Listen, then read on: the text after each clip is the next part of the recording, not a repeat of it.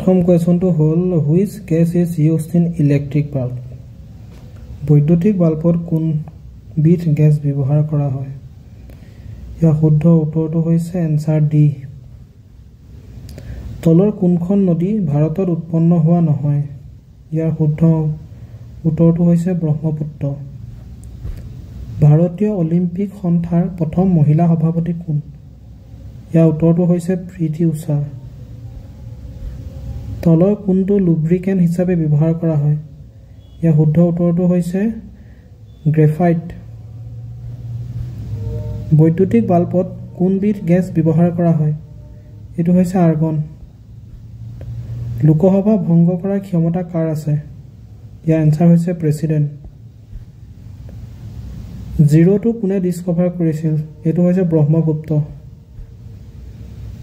1905 চনত বংগ বিভাজনৰ কোনজন ভাইসৰয় দিনত হৈছিল